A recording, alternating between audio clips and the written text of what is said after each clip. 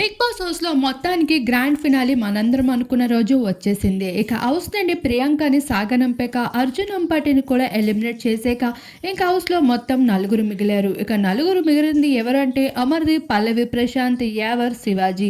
వీళ్ళ నలుగురికి అయితే బిగ్ బాస్ మరో టెంప్టింగ్ ఆఫర్‌తో వచ్చేసారు. స్వయాన నాగార్జున గారే 25 లక్షల ప్రైజ్ మనీతో అయితే హౌస్ లోపలికి అడుగుపెట్టారు.